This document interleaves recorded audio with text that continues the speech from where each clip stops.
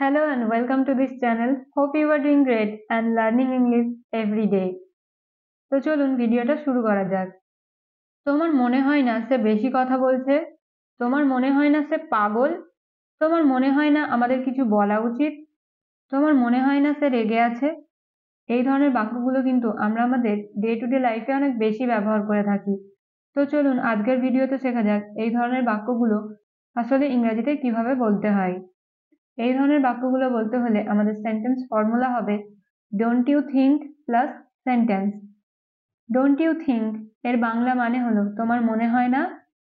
তো চলুন কয়েকটা এক্সাম্পল নিয়ে আলোচনা করি যাতে আপনারা আরো ভালোভাবে বুঝতে পারেন ও আপনাদের কাছে এই ধরনের সেন্টেন্সগুলো বলা আপনাদের পক্ষে অনেক সহজ হয়ে যায়।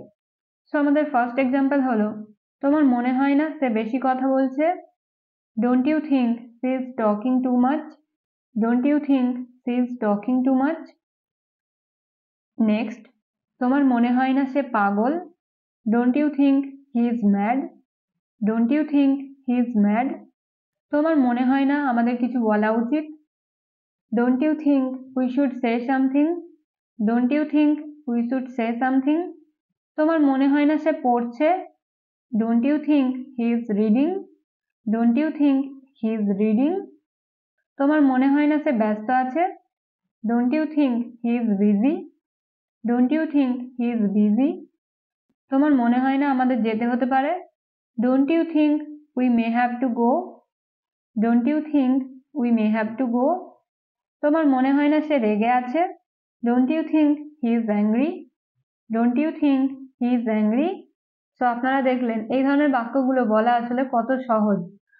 সো জাস্ট আমাদের স্ট্রাকচারটা মনে রাখতে হবে, তাহলেই কিন্তু আমরা সহজে এই ধরনের বাক্যগুলো বলতে পারি। এবার আপনাদের প্র্যাকটিসের জন্য দুটো সেন্টেন্স। নাম্বার 1, তোমার মনে হয় না আমাদের যাওয়া উচিত? নাম্বার 2, তোমার মনে হয় না তারা আসবে? সো এই দুটো বাক্যের ইংরেজি কি হবে? Let me know in the comment. See you in the next video. Till then, stay happy and keep learning.